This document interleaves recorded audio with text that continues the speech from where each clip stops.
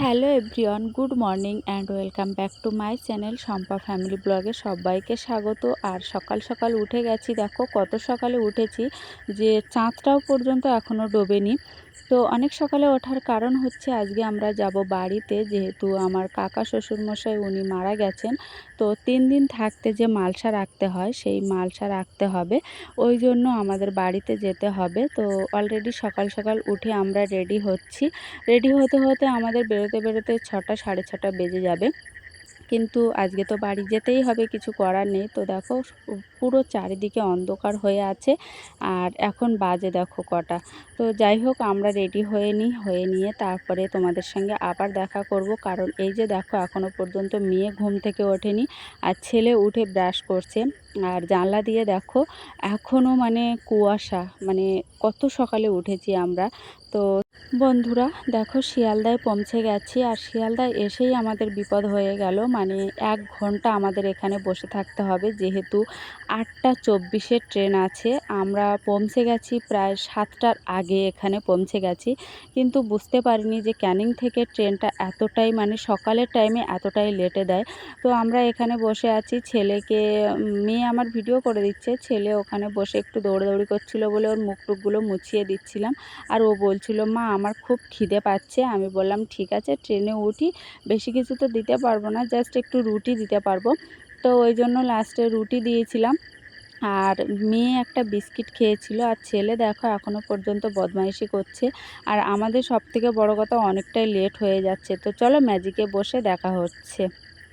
তো বন্ধুরা দেখো ম্যাজিকে বসে গেছি, আর আমাদের বাড়িতে ফোন করেছিলাম, ফোন করে বললাম যে আমরা কিছু খেতে পারবো। বললো না, যতক্ষণ না মালসা জাল না দেওয়া হবে ততক্ষণ আমরা কিছু খেতে পারবো না। তো ওই জন্য আমরা একটা লস্যি খাচ্ছি, লস্যি জল, ওই জন্য লস্যিটা খাচ্ছি। কিছু করার নেই, খুব জল তেষ্টা পেয়েছে, তো লস্যিটা না খেলে তো নয়, ওই জন্য লস্যিটা খাচ্ছি।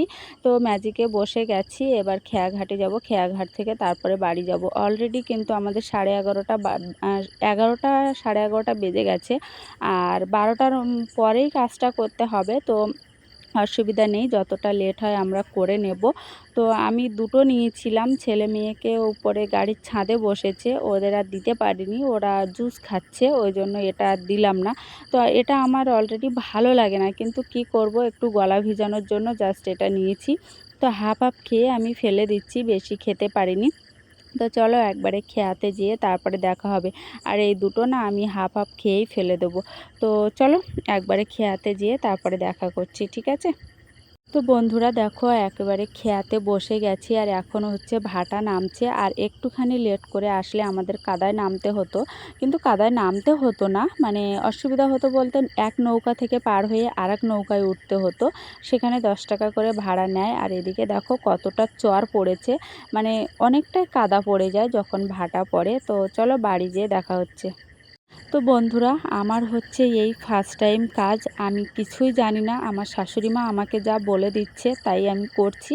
আর বাড়ির লোক যারা যা কিছু বলছে সেটুকুই আমি করার চেষ্টা করছি। তো যে কাপড় পরে আমি এসেছিলাম সেই কাপড় পরে চান করে তারপরে সাদা লাল পেড়ে শাড়ি পরতে হবে, পরে তারপরে আমাদের মানে মালসা রাখতে হবে। তো সেই অনুমতে আমি চান করে নিচ্ছি, তোমাদের দাদার চান হয়ে গেছে। আর আমি পরে যখন এই কাজগুলো করছি মানে কেমন একটা হচ্ছিল, কারণ এগুলো তো আমি আগে কোনোদিন করিনি, তাই না? আর এই যে দেখো আমি একবারে যা কিছু পরে এসছিলাম সেইভাবেই আমি জলে নেমে পড়েছি। আর বলল ঘাটে চান করা যাবে না, মানে আঘাটা যেটা বলে আঘাটের থেকে চান করতে হবে। আর দেখো কি পরিস্থিতি। আর আমি এখান থেকে এই বালতি নিয়ে পা ধুতে যেয়ে দড়াম করে পড়ে গেছিলাম। তো সেটা দেখলে তোমরা বুঝতে পারবে। এই যে দেখো ভাগ্যিস মানে ওই কাঠটা আমার পাছায় লাগেনি বা কোনো বিপদ হয়নি, জাস্ট ইটের ওপর পড়েছি, পাছায় লেগেছে ঠিক আছে, কিন্তু জাস্ট ইটের ওপর পড়েছি বলে অনেকটাই বাঁচা। কিছু করার নেই, কি করব, পড়েছি এমন করে ধারণা করার বাইরে। মানে ওই বাঁশটা যদি আমার লাগতো তো এতক্ষণে দুপুরবেলা একটা অঘটন ঘটে যেত। কিন্তু কি করব, এই সময়টা সবাই বলে একটু সাবধানে থাকতে, কিন্তু কি করব, ওখানে ইটটা স্লিপ ছিল, পড়ে গেছি। তো এই যে দেখো সাদা শাড়ি, এই শাড়িটা পরে নেব, নিয়ে তারপরে কাকার ওখানে প্রণাম করে আসব।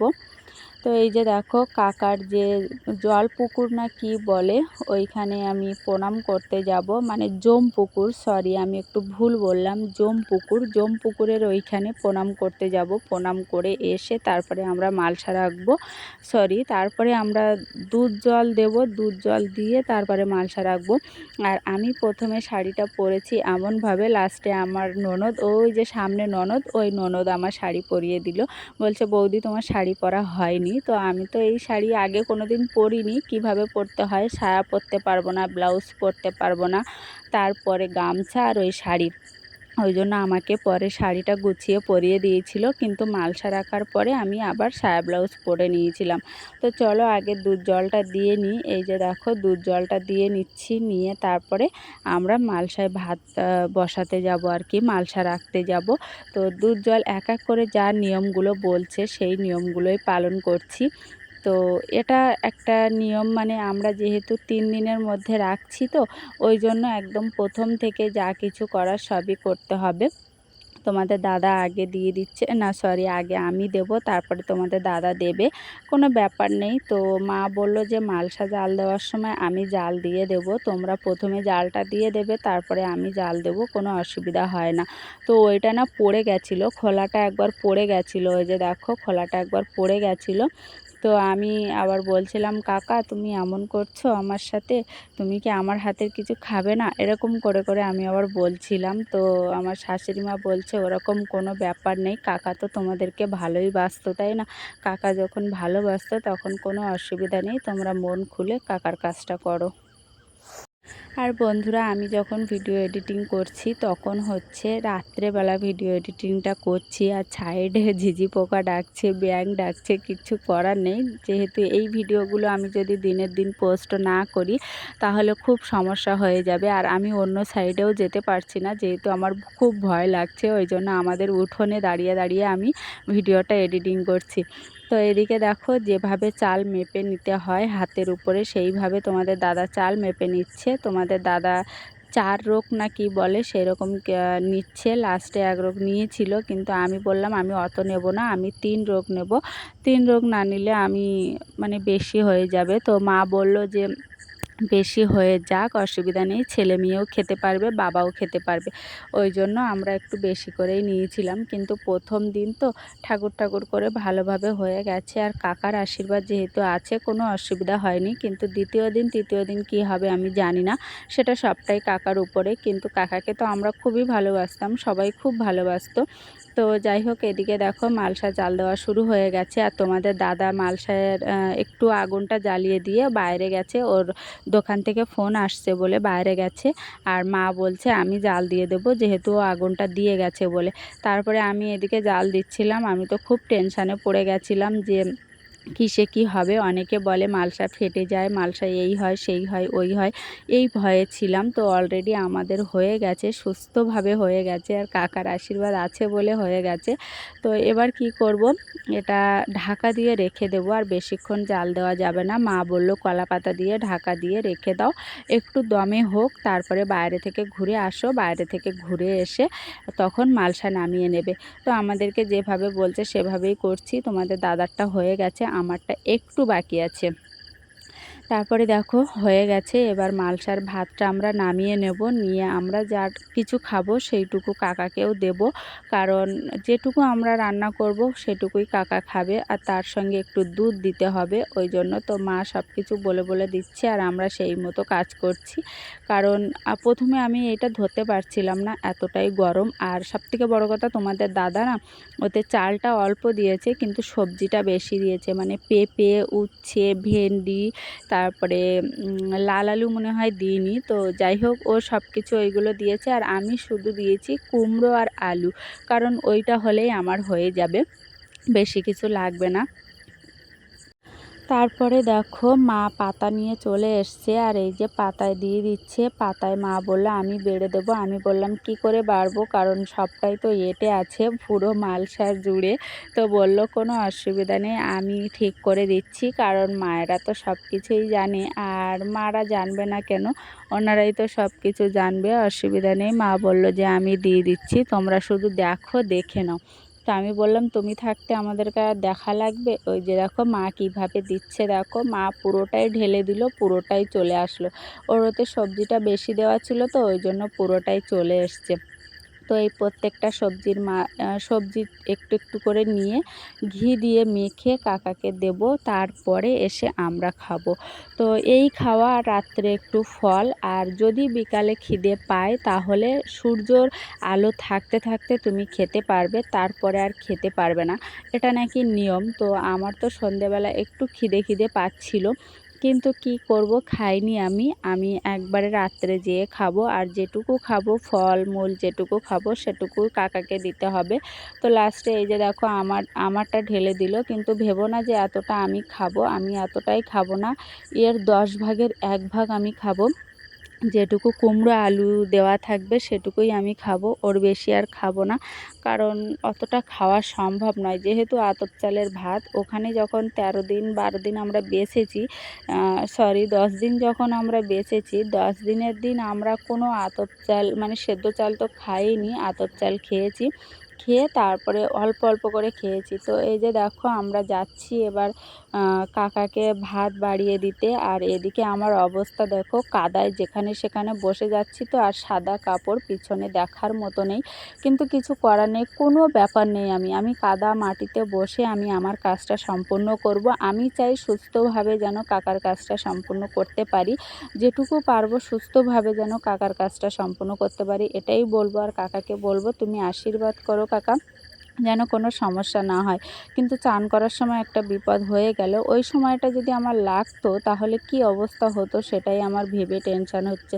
তো যাই হোক, আমার মেয়ে তো ক্যামেরা করে দিচ্ছে, আর তোমাদের দাদা বলছে যে সামনে থেকে ক্যামেরা করতে হয়, করতে হয়। এইসব ভিডিওগুলো ক্যামেরা করতেও ভালো লাগে না, কিন্তু আবার ভাবি যে এই ভিডিওগুলো তো থেকে যাবে, তাই না? আমি যে এই ভিডিওগুলো পোস্ট করব, এই ভিডিওগুলো আমি সারা জীবন যতদিন আমি বেঁচে থাকবো ততদিন আমি এই ভিডিওগুলো দেখতে পারবো যে কাকা মারা গেছিলো, তার জন্য আমরা এটা করেছিলাম ওটা করেছিলাম।